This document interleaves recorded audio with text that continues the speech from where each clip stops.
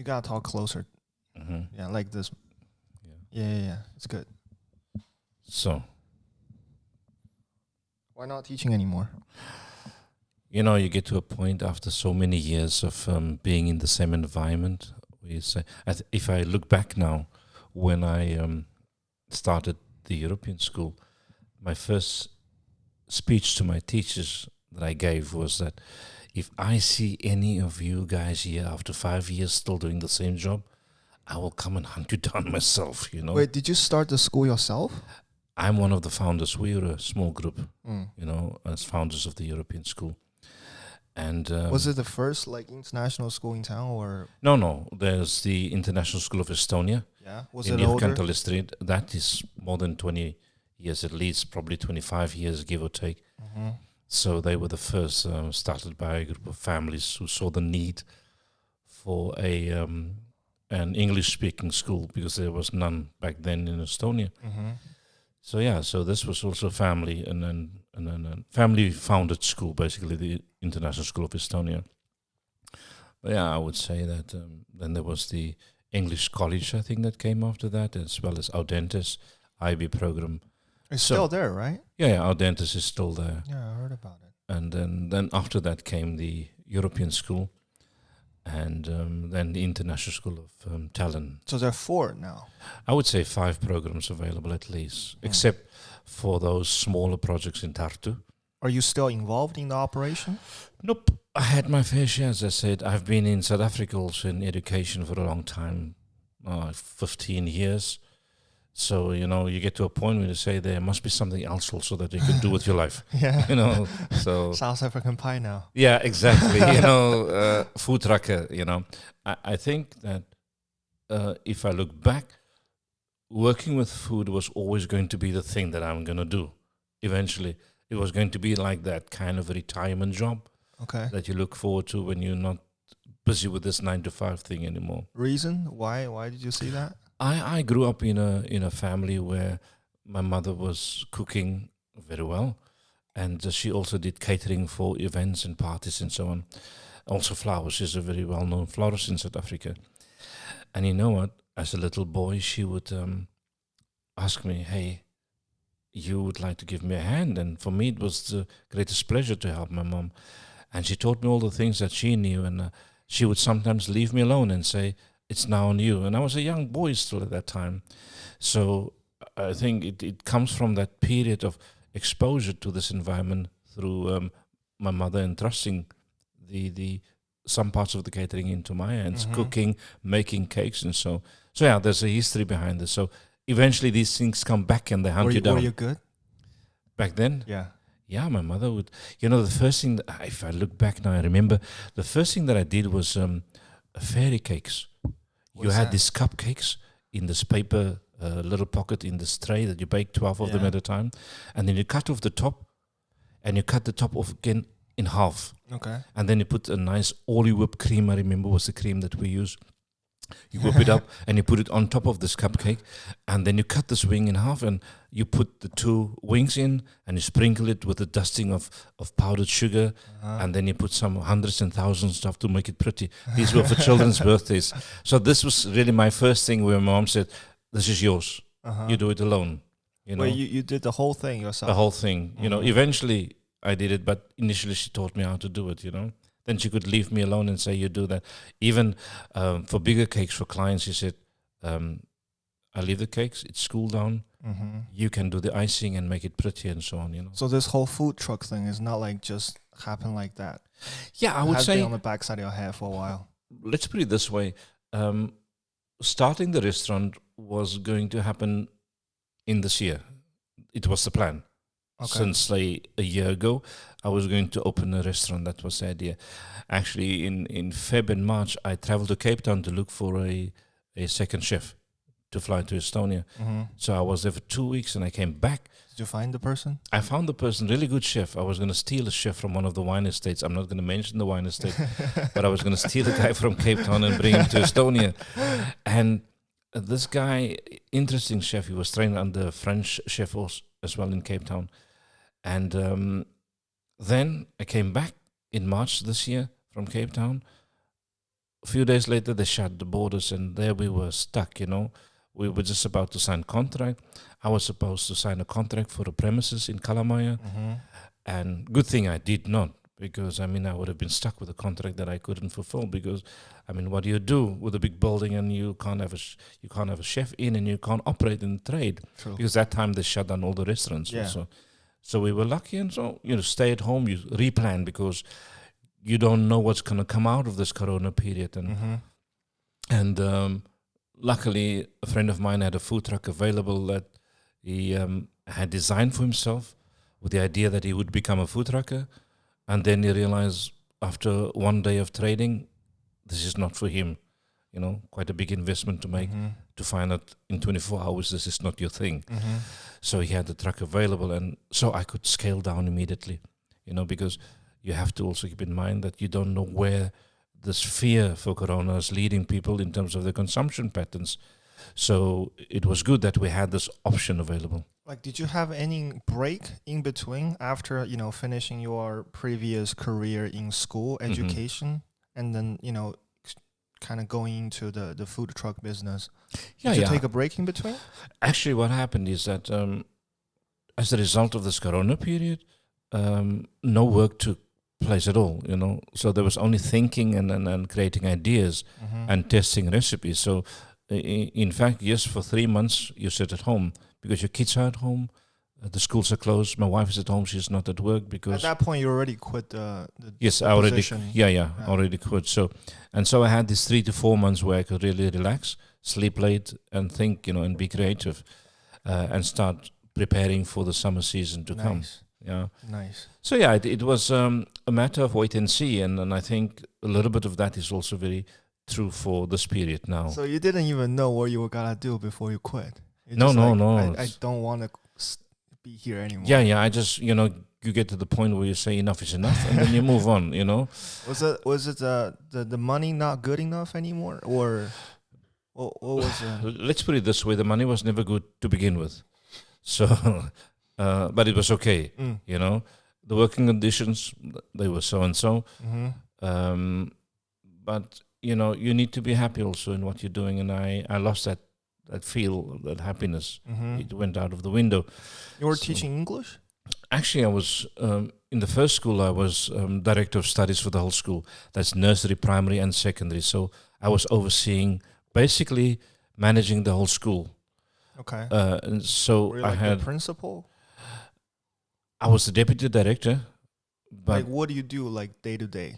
Day to day, you have a staff of, let's say, 70 people from 27 different nations. You have 300 kids from 47 different countries. Nice. And you have to manage this process.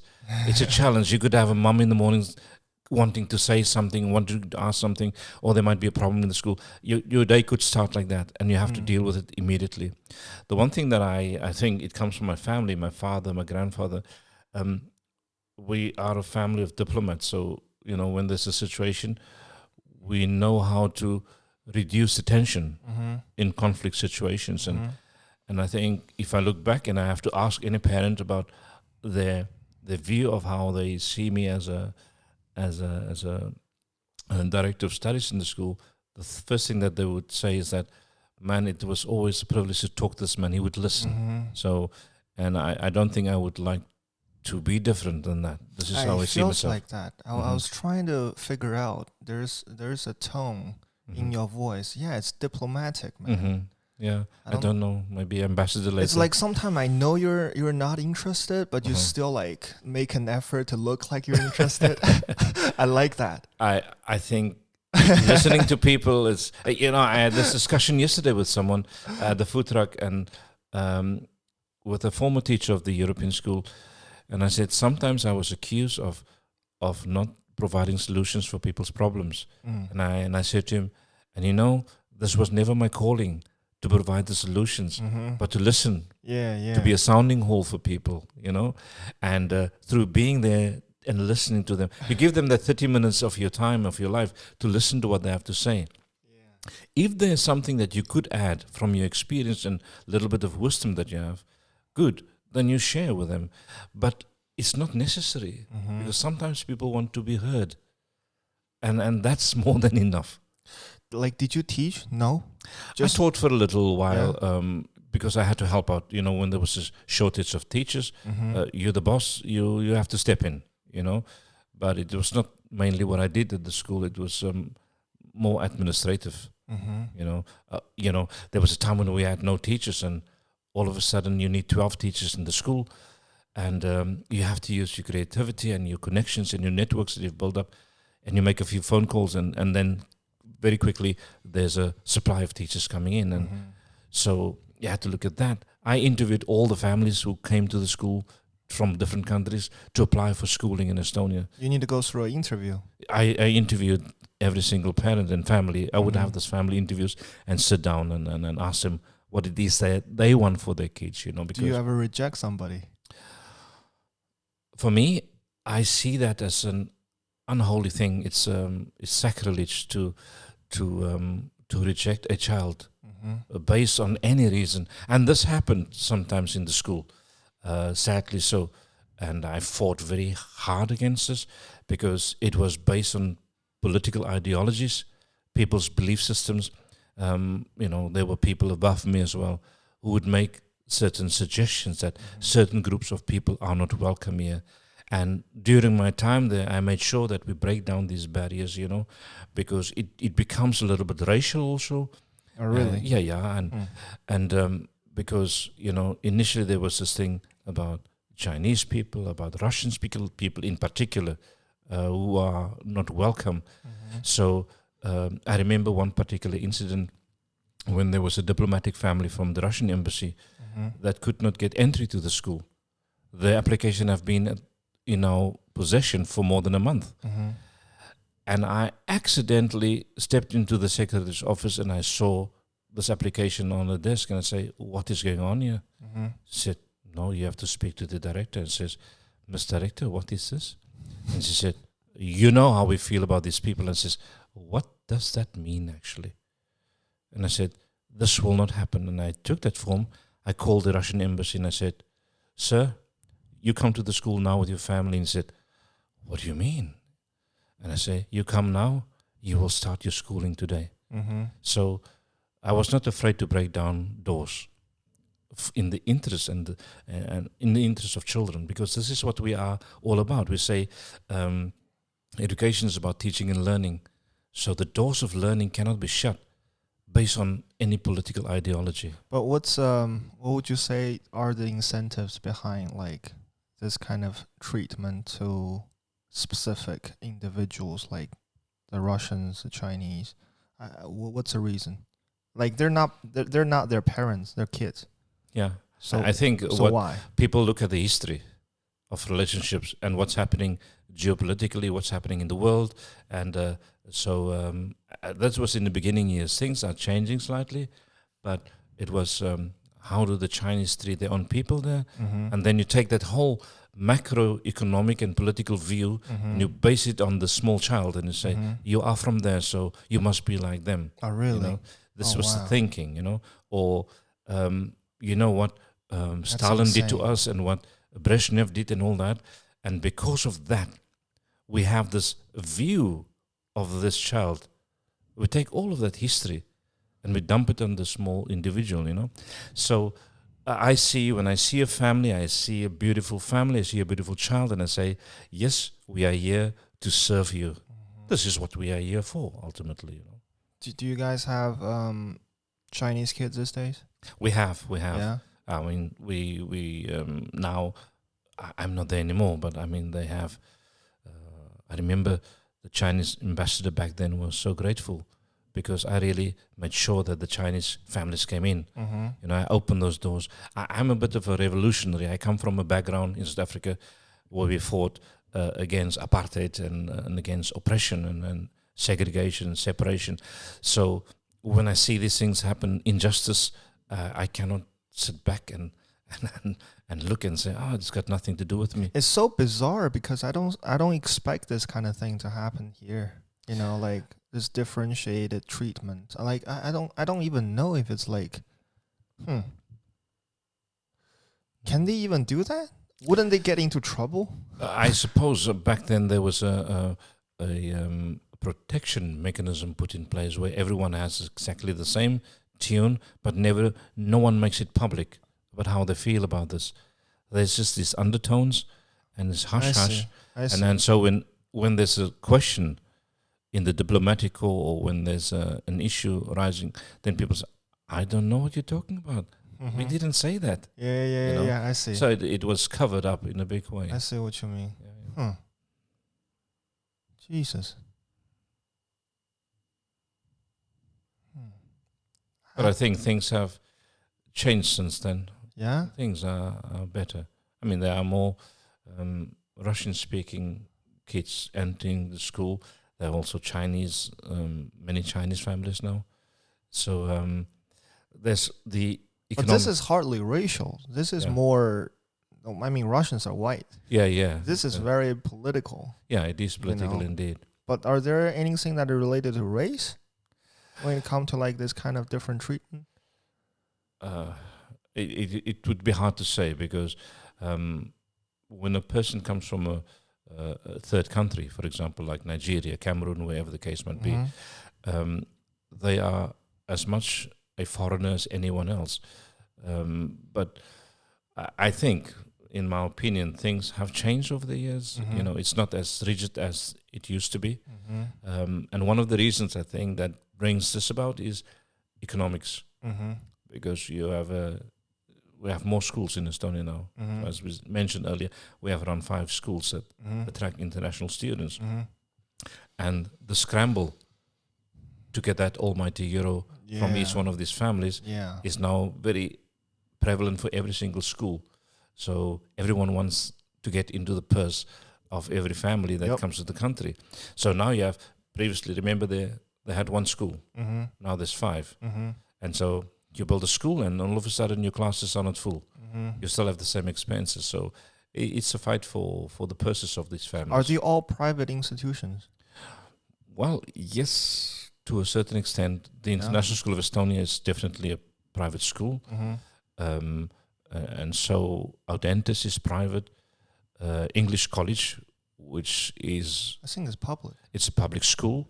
But they don't teach everything in English, though. They have an IB program in English. Oh, they do? Yeah, but it's free. The parents don't pay. But it's a long waiting list, and there's also a certain test that you have to fulfill in order to get in. So they have this barrier to entry, if one can call it that. Then with the International School of Tallinn, you have also a private school belonging to a company in Ulimitsa city.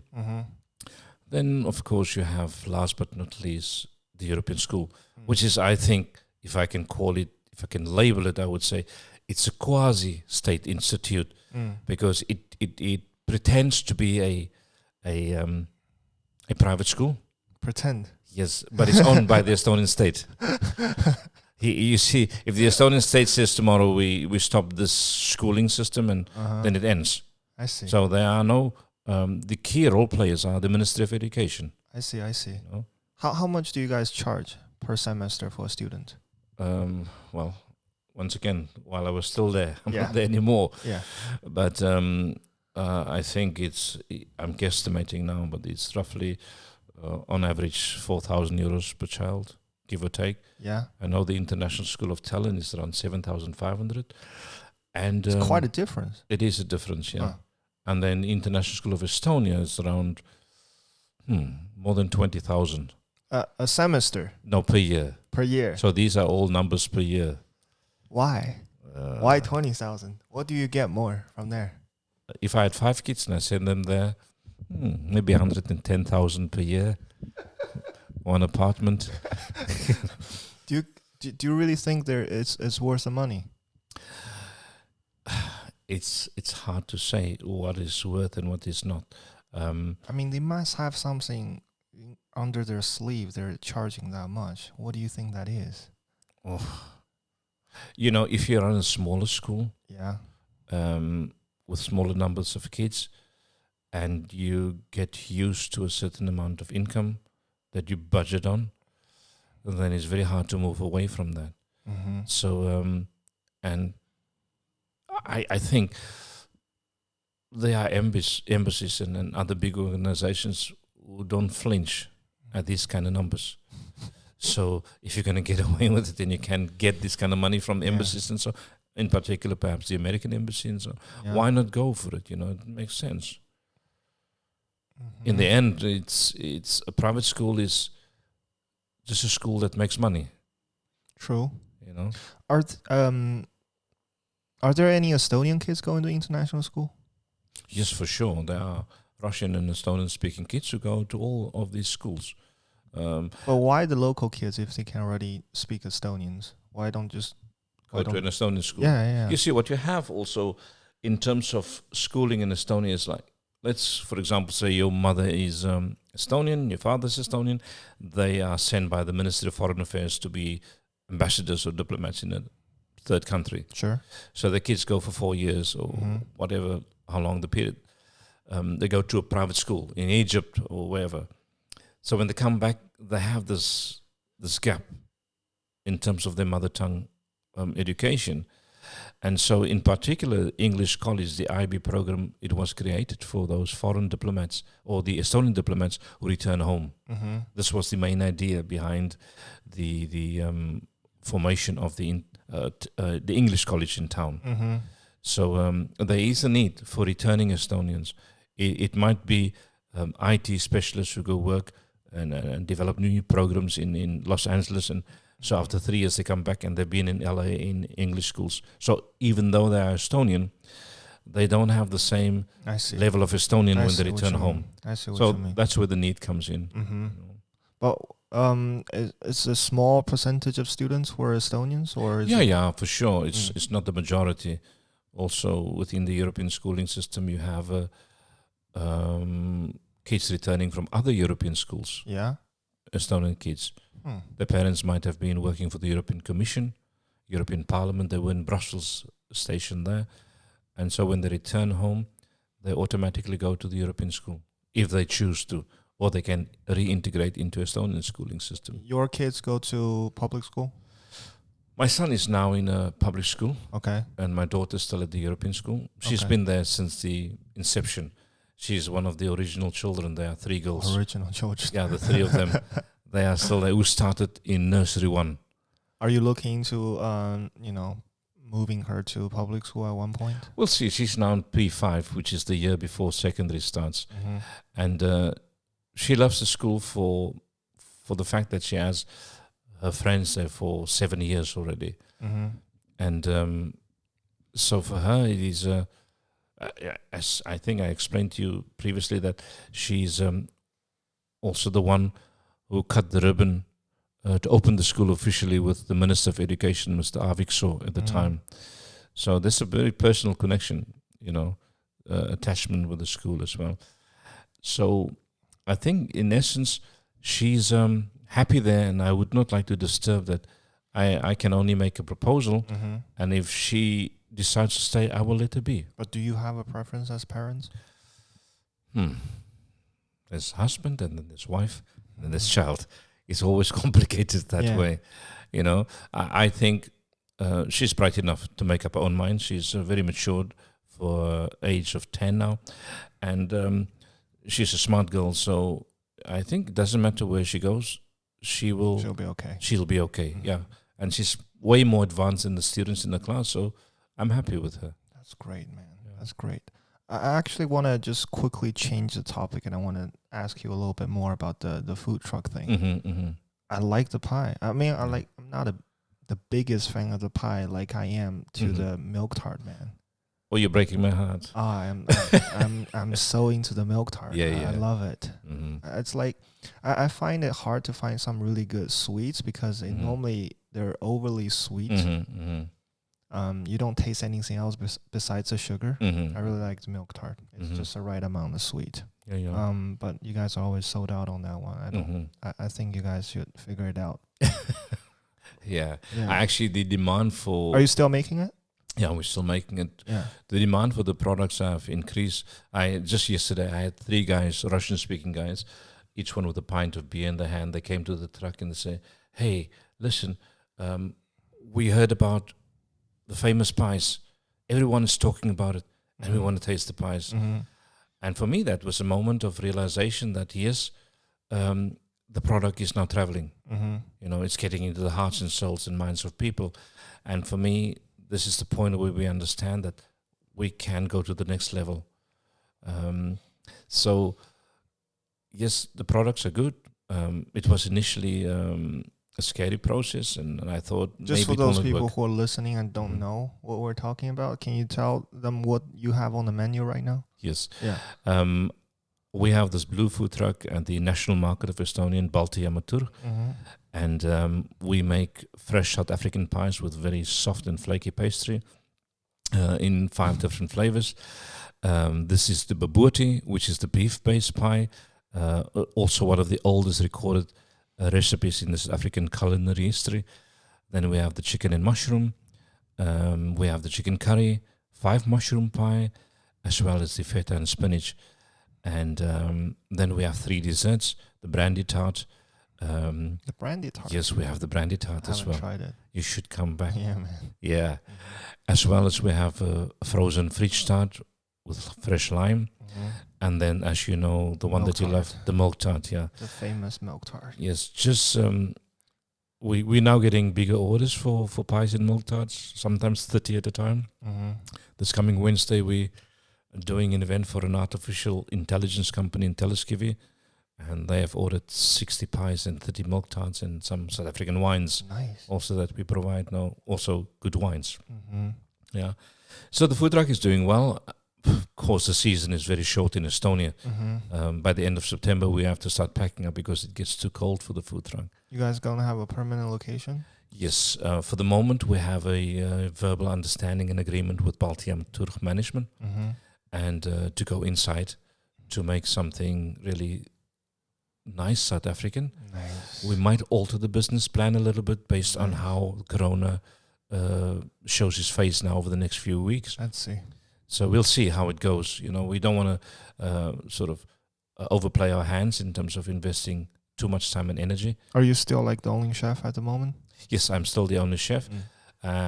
Once we get to the point where we produce more than 100 pies a day, then we will definitely bring a second person in. Mm-hmm. You know. Do you find like are you making any twist on the original recipe, or are you just sticking to the The original South African recipe, the babuti. Yeah. You know, there are two things.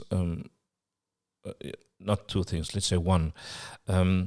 Each person in South Africa probably, or many aunts and uncles and grandmas have their own recipes Yeah. and their own versions of things.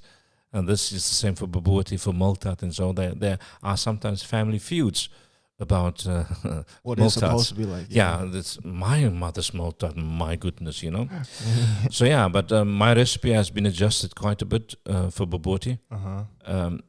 I had a South African lady at the truck the other day say, "Your babuti is really nice, but you know, it's not like my babuti." Uh-huh. I said, "Of course, it's not like your babuti, you know, because you know, South Africa is also a very diverse country with so many cultures and so on and Definitely. languages, and so you have black, white, colored, Indian, and the whole spectrum in between, and they adjust it according to their own cultural background. So Mhm. yeah, I understand that. So nowadays in Tallinn, have you made changes to the recipe according to the locals' taste? Yes, you make some adjustments in Yeah. terms of also the spiciness of food, for sure, because the tolerance for spice is not that high in Tallinn. But in terms of the basic and the main ingredients, they remain the same. You know, of course, you use local beef and local chicken for your ingredients and the mushrooms as well are all from here. And the quality, you know, when I started doing these kind of things in Estonia 12 years ago, the quality of the products were really non-existent. What do You you know, mean? It was bad. It was not good. But things have changed quite a bit over the last 12 years, I have to say. The original, like the raw material, you mean? Mhm. Yeah. Okay. Yeah. It was very hard to find proper beef, you know, that is... I always thought it would be better because, you know, they didn't have a lot of additive or whatever. They don't have, they're all grass feed, wasn't it? Yeah, it was, but to find the right suppliers back then, you know, you're new in the country, you're new to the industry, you don't have access to the right networks and so. Mhm. And then eventually you find the people who really produce the right kind of stuff that might have been used by other people that you don't know about, you Mhm. know. So now that you are tightly woven into the inner circle of the industry, you get to know a lot more about what is really available, and where Did to you find say it. 12 years ago? Yes, around 12 years ago, I arrived in the country. But you didn't start making pies for... No, not pies, but the baboti was something that I started with when I came here. Okay. Yeah, I immediately latched onto that, but I did it in a different format. What format was that? The baboti, actually, when you do it for dinner, then it's a big pie, like a casserole. Like a lasagna Yeah, plate. basically, Yeah, and it has a custard topping as well, Mm-hmm. and it has some raisins in it as well. You make, those kind of things, and you serve it with the yellow rice with raisins and with oven baked beetroot, and with there's a whole list of things, glazed carrots. So it's a different setup when you serve it as a dish at the main table. Were you selling those back then? I did cooking classes in the country, Oh, nice. showing people how to do it. In town, in Tallinn. In Tallinn, at the Tallinn Folk University as well as the Tartu Folk University. Nice. Did Yeah. people come? Yeah, around 15, 20 persons at a time in the kitchen, and they pay a fee, and then they learn how to do things. Also, there was very little knowledge about how to use spices in food. So for 2 years, I had a range of workshops just based on spices, teaching people what kind of spices there are available and how to use it in your cooking, and not to be afraid, because people will say, oh, it's going to be so strong, my mouth is going to burn. But you teach them how to balance the spices in such a way that you get all the nuances of the spices without the spicy effects. Were those spices available, or it was simply just not here at one point? And in the beginning, I brought the spices with me from South Africa, and also I had it sent. Then one day, an Estonian journalist from Postimees, she went to Cape Town, and I was part of the process of getting her to Cape Town. And in return, she said she'll bring something with. And my younger brother Donovan, he went to buy the spice. He was so excited about this. He went to the spice shop and he bought spices for me. Okay. And then when he got to the airport, he had one of these huge black bags that you use for trash. Yeah. He had that thing almost full. We're talking like 10, 12, 13 kilos of spices. And this journalist, she phoned me from the airport, Paul, what the hell is going on? Your brother brought me a huge, I don't even have space in my luggage for this. So yeah, but somehow she carried it. She found a way, and she brought these spices. So there was a line, I had supply. What about these days? These days, I have a good supplier, and former Estonian, grew up in Canada. His parents, I think, moved there. He moved back to his homeland, to his country. He's based here now, Port.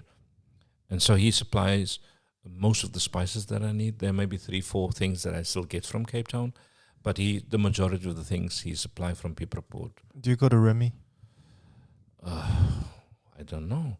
I go there probably when I want something for myself. Okay. Oh, what do you think about the spice selection they have there? It's okay. It's okay? Yeah. Yeah. The thing is, I buy in bulk. Okay. 1 kilo and above. So, and you can't find this in shops. So that's Definitely. why I go. Port has a big warehouse, so I go to them and I buy from them. But selection-wise, do you think it's like... It's getting better. Varieties, there was only this Santa Maria. Yeah, I think Yeah. they were the guys who supplied, Finnish-based company.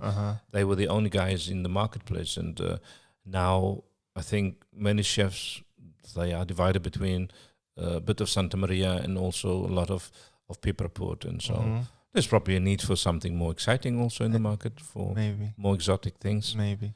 But these guys are always willing to bring in something. If you tell them, I want A, B, and C, they will bring it for you. It's like tremendously different when it comes to spice between what people use in South Africa and what people use like in China. I wonder. Yeah. Because the spices like... Our influence in the Cape, if you look back then when the Dutch came and when they brought people with them from Indonesia, Java, and so on to settle in the Cape, the reference here is the Cape Malay people who make quite a large percentage of the Cape population. And so you also had the Indians coming in, in the early 1900s, brought in by the English to work on the sugarcane fields. And then you had people coming from Saudi Arabia and those. So there's automatically an influence, So you have this Malay culture, and then you have the Indians coming from India with their spices, and you have people from Saudi Arabia and so on. So there's a melting pot of the use of spices, and it's quite interesting. The flavors are really something that if I want to eat curry, I feel most at home in Cape Town.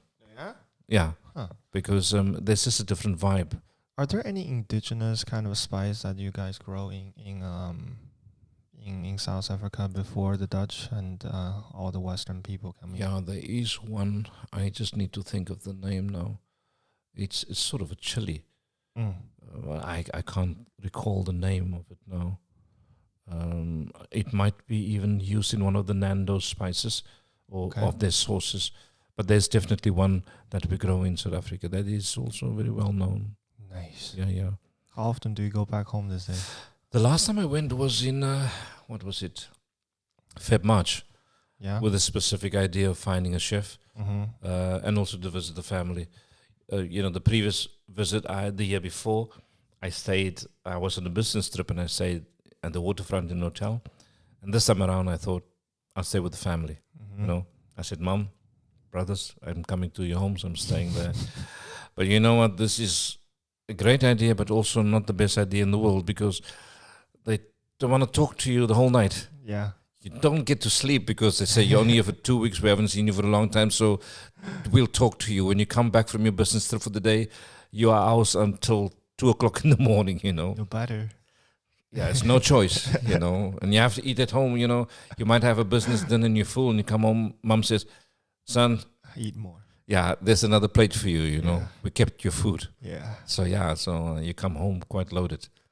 and my business trip was to go this time around for 2 weeks.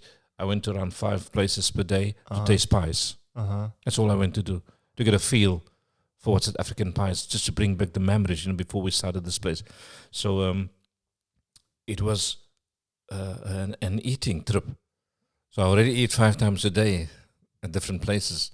So you can imagine when you come home and you don't have space left, Like, do you try to go more often these days, or is just when you need to, you go? Yeah, I think the key thing for me is to get the kids, to stay in contact with the family. Okay. Because like the family in South Africa. Yeah, it's critical that the kids understand who their uncles, aunts, cousins, nieces, and so on. Did you bring them with you last time?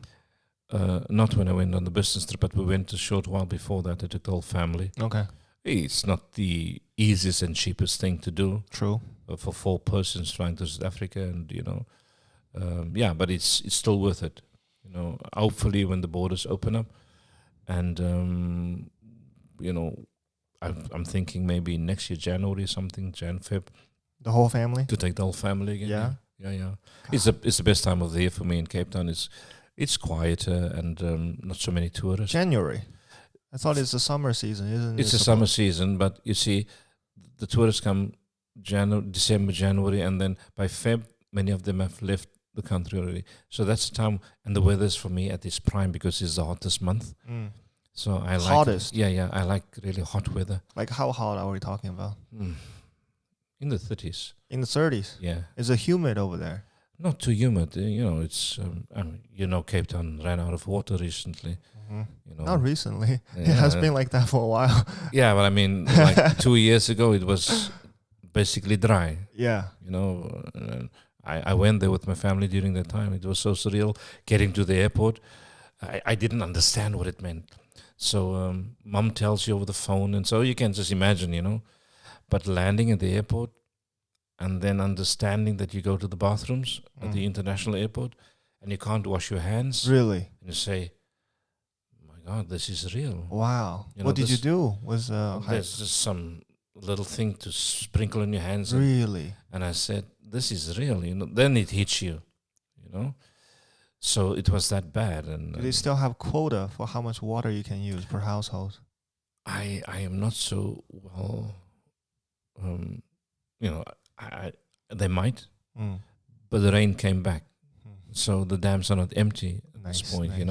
So this helps in a big way. But I think the when you get people to pay a lot more for water because of a crisis, when the crisis is over, you keep on charging the same price for water, and I think that is one of the political issues that remain. That is a sticky point. Yeah. That the city is now abusing the situation by not really letting go and giving relief to people in terms of price of this commodity. But yeah, it's a scarce resource for our country. And is it really expensive?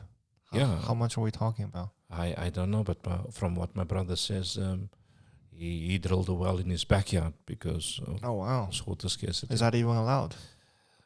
Sounds sketchy. I suppose, yeah. But I mean, it's a legal thing. You have to bring a company in to do it. You don't do it yourself. Definitely. So he's using this, but I think there are also limitations on how he used these wells. I see. But yeah, from what he said, he's a school principal in South Africa, and he's complaining about the price of water. So, if you have a good income and you're complaining about the price of water, then it can't be too cheap. Definitely. So he's a school teacher. He's school director I see. for some years now.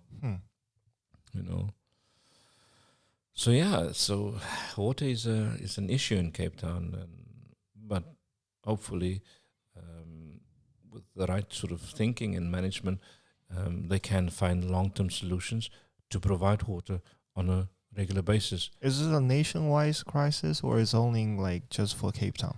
Cape Town, I think, is hardest hit. It's not that we don't have any drought periods in South Africa and the rest of the country, but Cape Town in particular is hardest hit. I see. And one would expect differently, given that it's surrounded by two oceans, it's a peninsula, and you have all these fog and clouds coming over. I remember a while ago I watched this one Vice documentary about like the drought in South Africa, and then they kind of like pinned the blame on those big landowners. They said like they're not lacking water. They have all the water they need. They have their own well. But the thing is, with underwater is if you're using excessive amount of water, they kind of like all the water comes to you because you're using it. They're all connected somehow. So when you're using all of it, those people who live in the slum, their water are not so much anymore. But yeah, I think water is one of those commodities that will become like oil, one of those scarce commodities that you only have limited access and limited resources available to you, and the level of wealth and the money that you have will also in the future play a big role. How you find and get access to this water. You mentioned earlier that people have privileged access to water. In South Africa, you find many people who, farmers and other people in the agricultural sector, who have access to their own dams. Oh, really? Their private dams on their farms. So they can irrigate even though there's a drought. Yeah. And so you have many of these farms. What do they farm? It depends. In South Africa, we farm lots of things. Yeah? In the Western Cape in particular, it is wine. We are a wine-producing province. Like grapes and stuff? Grapes, yeah, and fruits as well. Apples, pears. In Remy and Selver, you sometimes find fresh produce from South Africa. Yes. Pears and bananas and apples and so on. Grapes in particular. I was just amazed, like when I was watching the documentary, I was just amazed by how well off those like landowners are, man. Yeah. It's like they got acres over acres of land, bro. And inside the house looked like a castle, like a proper castle. Yeah. Security was like top notch. They got like fences all over the place, cameras all over the place. Private squad walking for them, like making sure nothing is going wrong. Like it's if you look at, I think it was one Time magazine once had the on its cover a picture of South Africa, an aerial picture that was taken some time ago, and the title of the magazine at that time, or of the story, was the gap between the rich and the poor in my country. It's the highest on the planet, albeit that South Africa is one of the richest nations on the planet for that matter. Still, there is this incredible gap between rich and poor. And I don't think there is going to be much of a change in this anytime soon. I see. And this is the disparity that Africa experiences and the hardship that it brings to people at the lowest level of income. And in particular, if you look at what's happening now with Corona, the number of industries that are not functioning and the lack of income for people at the lowest end of the spectrum, it just creates a lot more havoc. And also, eventually these things leads to ill feelings towards others. And this is how revolution starts and how, uprisings occur, because people feel that they are not being taken care of. So, and you look at people driving around you with amazing cars and huge houses and all these things, and access to land, and so then it hurts if you say, this is my country, but I don't have access to any of the resources available. So yeah, it happens when you have a huge gap between the rich and the poor. Eventually the poor rise up and they do stuff that you don't expect them to do. Have you heard of those I don't know how to put this elegantly, white people community in South Africa? They kind of like have a piece gated of land. Communities. And they're like, we only have white people here. Yeah. And we don't want anybody else here. Look, that's a sad state of affairs. There are small groups of white people who think this way. It's not the general population of white folk, Yeah, definitely. And I think you find these kinds of people anywhere on the planet where they feel they want to isolate themselves and distance themselves from the rest of the population. And so this is also in South Africa. But what I think is really strange or particular about like South African case is like you guys seem to have like this I don't know, deep rooted feeling for land. You know what I mean? Like here, I don't look at landowner and be like, whoa, they're the richest fellas. But like in South Africa, at least like limited documentary I have been watching, the richest guy have always been landowner, like acres, and that's it. Like I don't think there's much to it. The farming and the thing that brings income, and when people are talking about how poor they are, they're normally referencing the fact that they don't have any land. Has it always been there, like the I distribution of land being crooked? The thing that is important to note here is that our people are rooted to the land. There's a saying that even though there's this root to the land doesn't belong to me. I belong to the land. Because this is essentially what it is. Yeah, definitely. And for certain cultures, the ownership of cattle, for example, would be the most critical part. But how do you raise these cattle? You can't do it without land. So these two things go hand in hand. The ownership of land has been a key issue in many African. You've seen this case with Zimbabwe, where it became a burning point, and also a turning point in how eventually Zimbabwe would be viewed. And there is this fear in South Africa that the same could happen, because the population of the country, the majority of them, they live and own a small portion of their own land, and the majority of the land are owned by the others. So it's a painful point in our politics that the transfer of land did not really take place. If I look at my mom's land, my mom and her brothers and sisters, they were forcibly removed from the land, and they had to give up their houses and everything in Vasco. Grandmother. What do you mean forcefully removed? The apartheid police just comes and they say, you don't live here anymore, but this is your property. Okay. You own it. And they put... Is there like some kind of proof of ownership back then? Yeah, it was there, but they declare this place now white. Okay. And not brown anymore. So they remove... You can just declare that? That's what they did back in apartheid. With the Group Areas Act. They just take you out and they say, now you are removed from here and you go to another place with far less resources and where the land is maybe less fertile or whatever the case may be. It would always be something far less than what you had before. So, but would you always get that substitute? Like, Sometimes they just dump you somewhere. oh, really? Yeah.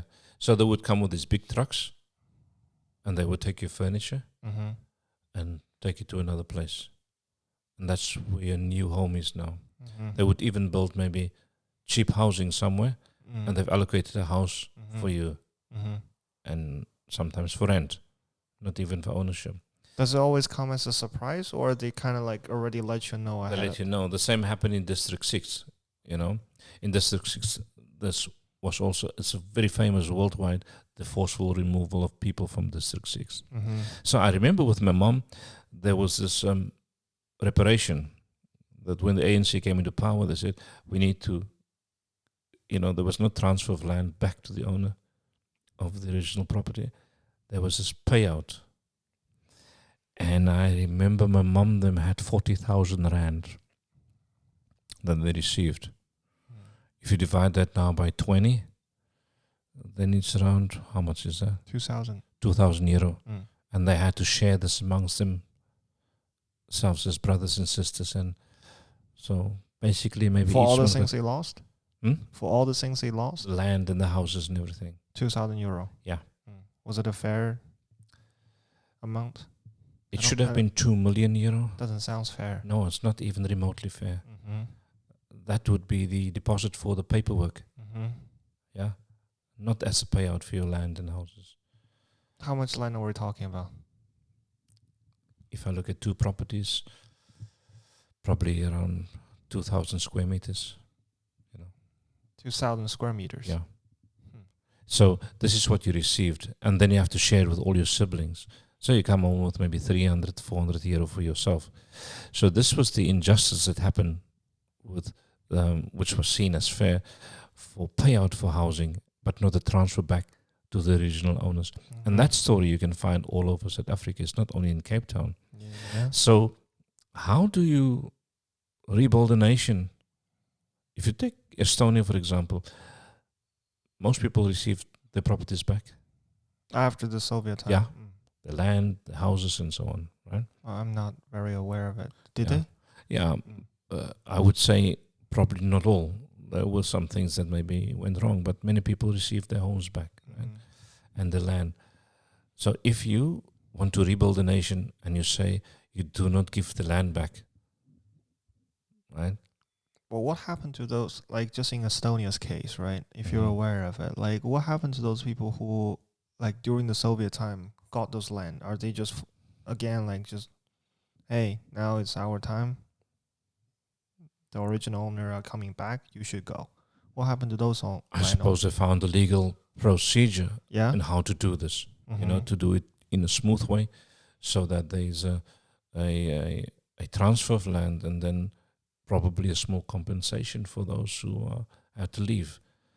If you look at how they dealt with housing in But it's Lastermine, sad for them too. I suppose it Yeah. is sad. It is sad. But, I mean, if you received somebody else's property, you probably knew it right at the beginning that it was not, you were part of the system that privileged Yes. you at that time. Yeah. So the people who moved into my grandmother's house, in Higo Street also, there was my grandmother's house. She was moved from Higo Street. She went over to Elsis River, across the bridge on the other side. Mm-hmm. And the people who moved into the house in Higo Street, they must have known that this was not their house It before. wasn't right. And they know what the government was doing because it was public. It was in the news. Mm-hmm. It was everywhere. So nobody can claim that they were innocent and they had no idea what was going on, What time are we talking about? Probably around, In the 60s? 60s. I'm now 56 this year, so it would have been when I was a little toddler, Mm-hmm. or even a little bit before that time, beginning of the 60s. So the land are not returned. Nope, not returned. Is there any plan to return them? I don't think there's a plan afoot, but there's grumblings and then people are generally unhappy, and as I say, there's now this fear from white folk all across the globe, and hey, what are they doing? They're killing the farmers. They want to take the farms back, and so. Yeah. But there needs to be a different dispensation for land reform, for returning land. it cannot stay the way it is. It's not fair. You know, there's no justice in this. And as long as people don't feel that they have justice has been served, they will remain unhappy. That's unfortunately the reality, you know.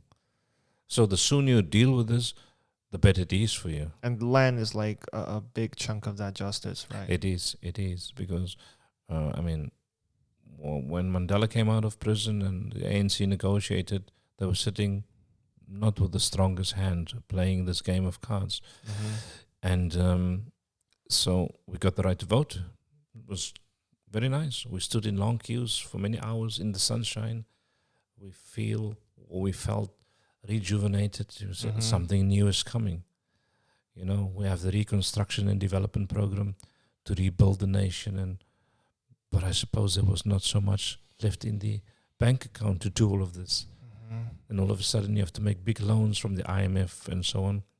So, yeah, I can imagine that the ANC didn't inherit a very rich bank account to work with, right? If I was also one of those guys in the former apartheid government, you would have made sure that you take as much.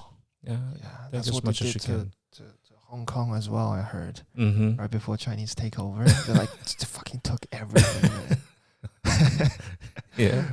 Well, you strip the bank accounts empty, you know. I do the same. I mean, I don't blame them. It's self-preservant. How do you guys get back? Like, with flight? Is there a direct flight from Helsinki these days? For me, you can do Helsinki. The last time I went with the family, we traveled around the world a bit. We did Tallinn, Helsinki, Heathrow, Heathrow, Cape Town. Yeah. But I now find a much cheaper flight with Turkish Airlines. Okay. I do Tallinn, Istanbul. Istanbul I shoot through. It's long though. It is longer, much longer. It's long. I have to sit for 8 hours at Istanbul, you know. So that makes it very tiring. But I travel like that. I travel alone. I don't take the family on such a long haul flight. Just over 400 euros. Makes sense. That's so nice. Yeah. Are we talking about a return ticket or return ticket? 400 something. Yeah. I paid the last now in March. I paid 416 euro. I'm going. I'm so going, man. Otherwise, you do Frankfurt and with Lufthansa and all those. It's a lot more. How long is the flight? Let's say from Istanbul to Cape Town. Like 10 hours. 10 plus, yeah. Say 10.5 hours, give or take. Are you one of those people who get grumpy on the flight on the long haul? Not at all. I go crazy. No, I relax. I do some stuff, walk around, talk to people. Really? You know, bother them, wake them up. Are you on the first class or business class? No. 416 doesn't give you business class. I guess. You know. Yeah. But it allows you to talk to anyone, you know. That's true. I wake them up and say, hey, you want a beer? You know, I took 2 from the waiter. It's Paul again. That guy. Yeah. So it's, you know, I don't have any issues with getting frigidity on a flight. It's okay. I manage. I hope to go back home more often these days. Actually, like it's the same length from same time to go back home to China. I think it's about 9 to 10 hours. But I don't know. I don't have. Do you still have friends back home? Besides family, I have family and I have friends. It's just one of the challenges that I find it really tough to keep in touch with friends. Like not family, but friends. What's your take on when I got home the last time? Not the last time. In between, I got home, and I went and they organized a meeting for all the friends at one person's house in John, and all the friends came, and then they crack themselves up. They make jokes and they're happy. And I'm sitting there and I say, I don't understand. I haven't been here for 2 years. I don't understand any of these jokes, you know. I don't get it. And they think that I should get it because, come on, Paul, you're one of us, you know. And I'm sitting there, I'm thinking, I don't understand a thing that you're talking about. But meanwhile, they're sharing the stuff that they've just done 3 weeks ago. But I haven't been there 3 weeks ago. You know? Tough. That's what I'm talking about. Yeah, so it's not easy to fit in again because they expect you to be the same, but you're not the same, you know. So you change inevitably. And initially when I came to Cape Town, or when I came back, it was the laughter, the joy, the music. It was too overwhelming for me because I was in isolation here in Estonia for 2 years, and then all of a sudden you hear this happiness and people are smiling, and you say, "What's wrong with these people?" And then there's music everywhere, and there's abundance of joy, and it was scary. Yes. I had to make an adjustment. It took a few days to get used to all of this. Because it's almost like a sensory overload. Like, oh, what are these people doing? Why are they so happy? Yeah. I remember when I took my wife and Simona. Simona was 9 months old. We went in Camps Bay to the Pick n Pay, and the cashier just stopped what she was doing. And says, "Hello, ma'am. How you doing?" My wife said, "Oh, okay. I'm fine. How's the baby doing?" She's okay. What is her name? She starts a conversation right then. The people in the line, they don't matter. She's now busy with the second part, or the most important part of her job is to have this communication with people. So that's different. It is. It is different. I in my local supermarket, Salver in Tondi, I now bring that sort of culture in. I go, "Hey, Josep, how's it going?" And Josep and I start a conversation, and I speak to all the staff, and they're like, "Hey, how you doing?" I say, "I'm good." So, Joseph is thinking. You can't only take in from the one side; you also have to share. Definitely.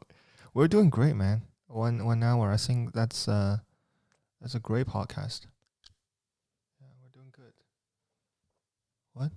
The time, yeah. Yeah, we're right on track, and you need to go somewhere. So 2 o'clock, I need to be in town. Yeah, we just gotta keep it right here. I need half an hour to drive. For anybody who wanna try Paul's South African pie, go to Baltiyama Duke and find the blue truck over there before the season ends. And after that, they should have a spot inside of the building. So just track them down. I think it should be fairly easy.